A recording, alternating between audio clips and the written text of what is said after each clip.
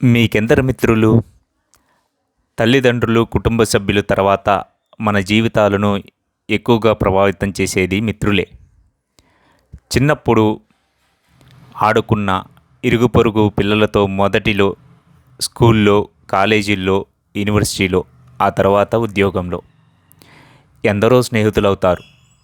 వారిలో ఏ కష్టమొచ్చినా గుర్తొచ్చే క్లోజ్ ఫ్రెండ్స్‌గా మిగిలేది ఎందరు. అలాంటి జిగిరి దోస్తులు మీకెంతమంది ఉన్నారు? పరిచయమైన వారంతా స్నేహితులు కారు. స్నేహితులైన వారంతా సన్నిహితులు కాలేరు. స్నేహాల్లో చాలా రకాలున్నాయి. మనకు చాలా అవసరం ఉన్నప్పుడే కొందరు ఉన్నట్లుండి దూరంగా జరిగిపోతారు. ఇంకొందరు తమ అవసరానికి మన స్నేహితులు అవతారమెత్తితే, మరికొందరు మనకేమాత్రం పరిచయం లేకపోయినా ఆపదలో అండగా నిలబడతారు. అందుకే మంచి మిత్రులు ఎవరు అన్నది నిర్ణయించుకోవడానికి కొంచెం కష్టపడాలి.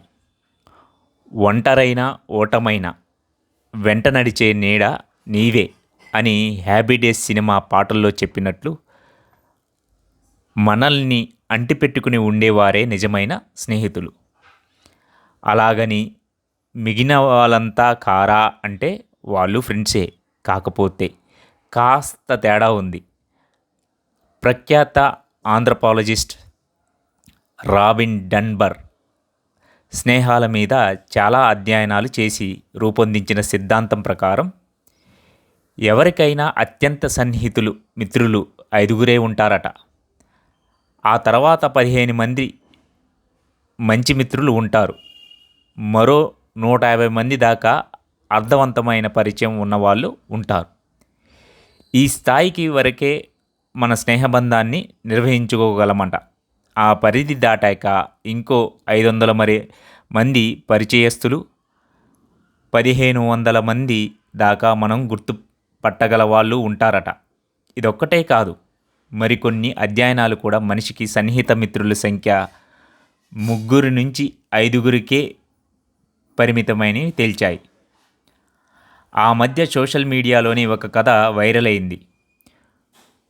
కొడుకు ఎప్పుడూ ఫోన్లో కాలక్షేపం చేస్తుంటే తండ్రి కోప్పడతాడు.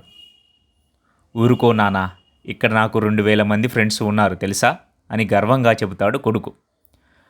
ఒకరోజు ఇద్దరూ బైక్ మీద వెళ్తుండగా ప్రమాదం జరుగుతుంది. దెబ్బలు తగిలి ఆసుపత్రిలో చేరతారు. తమ పరిస్థితి గురించి సోషల్ మీడియాలో పోస్ట్ పెడతాడు కొడుకు.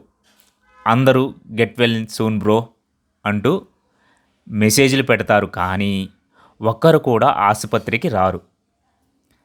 అదే తండ్రి ఒక స్నేహితుడికి ఫోన్ చేసి తాను ఆఫీస్కు రాలేకపోతున్నట్లు చెబుతాడు. అంతే, ఆఫీసులోని సహోద్యోగులు, వాకింగ్ ఫ్రెండ్స్, కాలేజ్ ఫ్రెండ్స్ ఇలా గుంపులు గుంపులుగా రావటం, పండ్లు తదితరాలు తెచ్చి ఇవ్వటం, ఏమైనా సహాయం కావాలంటే చెప్పమనడం జరుగుతూనే ఉంటుంది. తండ్రి స్నేహితుల అభిమానం చూసి బిత్తరపోతాడు కొడుకు. ఎంతమంది స్నేహితులున్నారని కాదు, వారిలో స్నేహంలో నాణ్యత ఎంతున్నదని ముఖ్యం. ఎందుకంటే మన ఆనందాన్ని, ఆయుర్దాయాన్ని పెంచే ముఖ్యమైన అంశాల్లో మంచి స్నేహం కూడా ఒకటి మరి.